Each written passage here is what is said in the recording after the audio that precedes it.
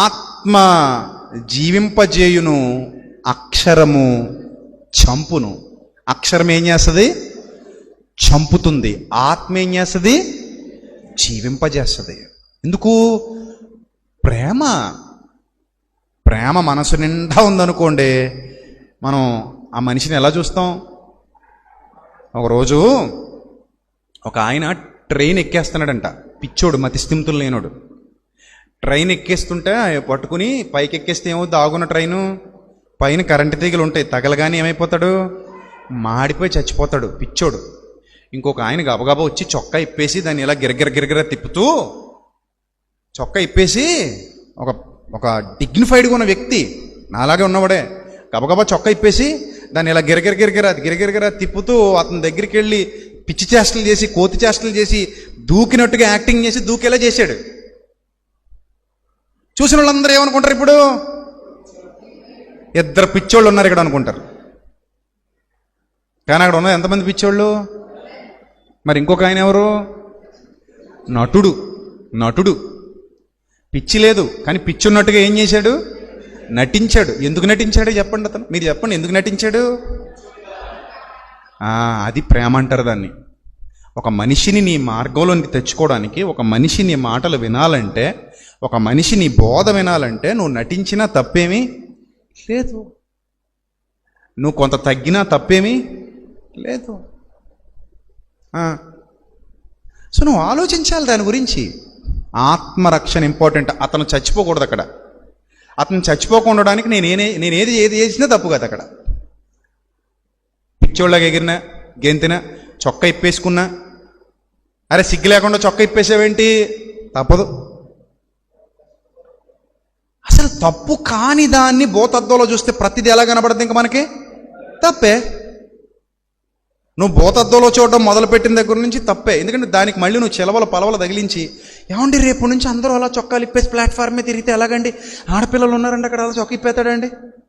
ఇదొక వెర్షను. అయ్యి బాబు మేము ఎంత సిగ్గుపడిపోయామో తెలిసండి అక్కడ చొక్క ఇప్పేసినప్పుడు. మా ఆయన గారు కూడా నా ముందు ఇప్పుడు చొక్క ఇప్పుడండి అలాగా. ఇదొక వెర్షను. ఇప్పుడు ఈ వెర్షన్లు ఎక్కువ వినేసాం అనుకోండి, మనకు ఆ మంచి చేసినవాడు ఎలా కనబడతాడు? ఓరు దుర్మార్గుడా, నువ్వు చొక్క ఎందుకు ఇప్పారు అక్కడ? అసలు ఎలా కనబడుతున్నాడు మనకు అక్కడ? తప్పుడు మనిషి. కానీ అతను అక్కడ అలా చేయకపోతే ఆడు దిగడు. ఆడు దిగాలంటే ఈయన కూడా ఆడికిలా మారి దింపి చక్కగా తన బాటలోకి తెచ్చుకోవాలి.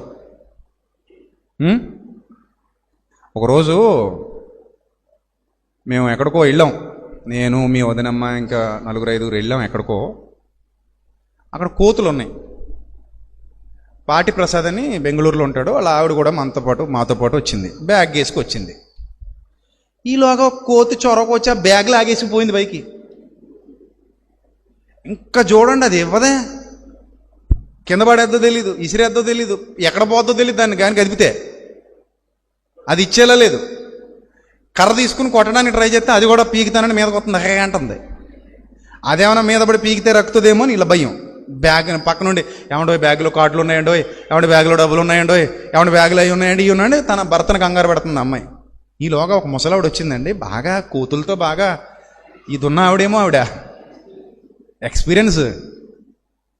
ఆవిడ వచ్చి మొత్తం మీద ఏదో కూ అనేది అడావిడ చేసింది, ఇచ్చేసి పోయింది. అది మాకెవరికి ఇవ్వలేదు. అది మేము ఎవరో కొత్త మొఖాలు, ఇక్కడ మనం పెద్ద పెద్ద పుడుంగిల్లా ఫీల్ అయిపోతాం. అక్కడ కోతికేం తెలుసు? ప్రసాద్ రెడ్డి గారు వచ్చారు,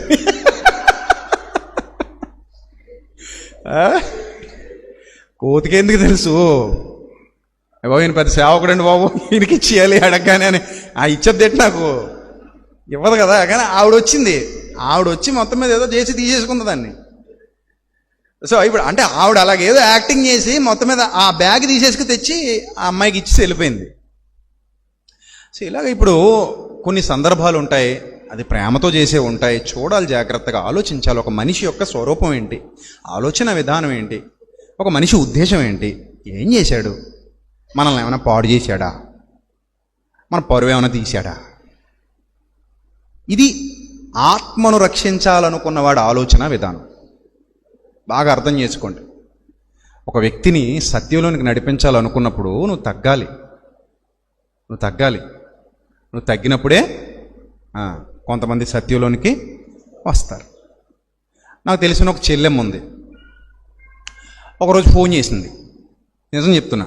ఒకరోజు ఫోన్ చేసింది, అన్నయ్య నేను క్రీస్తుని విశ్వసించాను, క్రీస్తు కోసమే బ్రతుకుతున్నాను అన్నయ్య, నా మనసులో క్రీస్తున్నాడు అన్నయ్య, ఇప్పుడు నేను బాప్తిస్మం తీసుకోవాలి, నా భర్తకు తెలియకూడదు, చెప్పకుండా తీసుకోవడం నేరమేమో అని నాకు అనిపిస్తుంది, కానీ మనసు ఉండబట్టట్లేదు, తీసుకోవాలనిపిస్తుంది. తీసుకుని వెళ్ళిపోతాను అన్నయ్య, మళ్ళీ ఇంకెప్పుడు మీకు ముఖం చూపించను, మీకు కనబడను, లైవ్లో మాత్రం వింటాను, చెయ్యొచ్చా అని అడిగింది. చెయ్యొచ్చు అన్నాను తప్ప చేయకూడదు అని అనలేదు నేను. అమ్మాయి వచ్చింది, గండ్రాజ్ అన్నయ్య వాళ్ళ జేగురుపాడు అక్కడ ఏదో మొత్తం మీద ఒక రేవు చూశారు. నైట్ వాళ్ళు కారులో వచ్చారు, చక్కగా అక్కడ బాప్తిస్మం ఇచ్చేసాం ప్రార్థన చేసి. ఆ రోజు నుంచి ఈ రోజు వరకు మళ్ళీ ఆ చెల్లెమ్మ నన్ను కలవలేదు, కానీ ఈ ప్రసంగం కూడా వింటూ ఉంటుంది. మేమిద్దరం మళ్ళీ కలవలా, దాదాపు 6-7 సంవత్సరాలు అవుతుంది జరిగి. అంటే ఒక రహస్య క్రైస్తవురాలుగా అలా ఉంది. తర్వాత కొన్నాళ్ళకి ఒకరోజు ఫోన్ చేసింది, అన్నయ్య నా పరిస్థితి ఇది అన్నయ్య, ఇప్పుడు ఇంట్లో నా భర్త విశ్వాసం వేరన్నయ్య, నన్ను అక్కడ కూర్చోమంటారు, నీళ్ళది చల్లమంటారు, అన్నీ నేనే సిద్ధం చేయాలి, నేను ఆయన ఎదురుగా మరి నమస్కారం కూడా పెట్టాలి అని ఇవన్నీ చేస్తున్నాను అన్నయ్య, మనసు బాధగా ఉందన్నయ్య, ఏం చేయను అన్నయ్య, నేను చేయను అని చెప్పేస్తే పిల్లలు అన్యాయం అయిపోతారన్నయ్య, నన్ను వదిలేస్తాడు, ఇంకా ఆలస్యం లేకుండా వదిలేస్తాడని ఆయనకు నచ్చదు, మరి ఏం చేయమంటాం. అమ్మ నీ మనసులో ప్రభువే కదా ఉన్నాడు. అవునన్నయ్య. అప్పుడు నయమాను సందర్భం చెప్పాను ఆవిడికి. నయమాను ఎలీషా దగ్గరికి వెళ్ళి అడుగుతాడు, రిమ్మోను గుడిలోకి వెళ్ళమంట. అప్పుడు చెప్పాను, నువ్వు హ్యాపీగా చేసే. సరే తప్పులేదు, అది నీ మనసులో లేడు కదమ్మా, లేడు. నువ్వు అక్కడ వెళ్ళి ఏం చేస్తున్నావు, నీ భర్త పిల్లలు. ఇప్పుడు ఎవడో వచ్చి నన్ను అడిగింది కాబట్టి సరిపోయింది మహాతల్లి. అదే ఎవరినైనా అడిగింది అనుకోండి, ఏమంటారు తెలుసా, ప్రభు కోసం మొగుడు వదిలేవా, ఎవరు పోషిస్తారు, నువ్వు పోషిస్తావా, రేపు నుంచి అడుగు తినాలా, ప్రభు కోసం పిల్లల్ని వదిలేవా, ప్రాణమే వదిలేమన్నాడు కదా. అయ్యో అయ్యో, అన్నీ తీసుకొచ్చి అక్కడ కలిపేస్తే జీవితాలు పోతాయి. కొన్నాళ్ళు ఓపిగ్గా అలా ఉండు ఓపిగ్గా. ఏదో ఒకరోజు నీ యథార్థ ప్రవర్తన చూసి నీ భర్త సత్యంలోనికి వస్తే సంతోషం. ప్రార్థించు, ప్రభు ద్వారం తెరుస్తాడు. ప్రార్థన చేద్దాం అంతే. మళ్ళీ ఇదంతా చెప్పానా అంటే ఆవిడ పరిస్థితి నీ పరిస్థితి ఒకటా అంటాడు మళ్ళీ. ఇప్పుడు అక్కడ వచ్చి వదలరు, జిగిరి వెళ్ళాలి.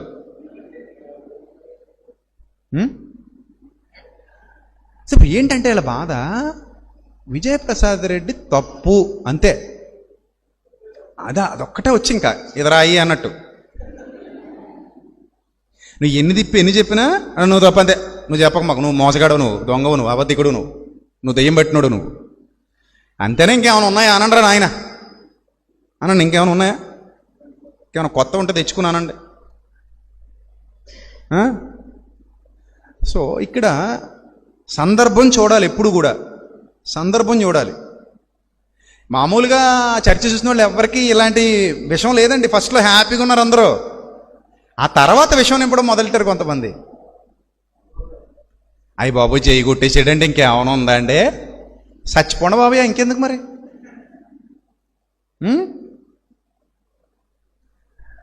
మన ప్రభువుని కనపరిచాడు అన్నది ఇంకా అది పక్కన పెట్టేశారు.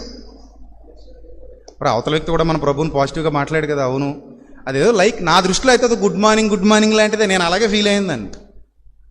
బాగున్నారా, బాగున్నాను, మీరు బాగుండాలి, నేను బాగుండాలి, మీరు బాగుండాలి, అంతే. నేను అలాగే ఫీల్ అయ్యాను అంతే తప్ప నా మనసులో ఏది లేదు. అంత విశాలంగా ఉంది నా మనసు, ప్రశాంతంగా ఉంది నా మనసు. నా మనసులో ప్రభు తప్ప ఎవరు లేరు, ఉండరు కూడా, ఉండరు. ఆయన ఎవరో ఒకరోజు భార్యాభర్తలు ఇద్దరు పెళ్ళికి వెళ్తే భార్య అందట, ఏమండి ఆవిడ చీర బాగుంది కదండి అందట. చాలా అందంగా ఉంది అన్నాడట. అంతే. నేనేం అడిగాను రా దద్రుడా నిన్ను, చీర బాగుందా లేదా అని అడిగాను అంతే. నువ్వు ఆవిడ అందం గురించి మాట్లాడతావిడరా నువ్వు. పచ్చకామెరలు అని గొడవ ఎటు తిప్పిందట తల్లి. అయ్యో నేను అలాగనలేదే బాబు, మరి ఏమన్నావు నువ్వు?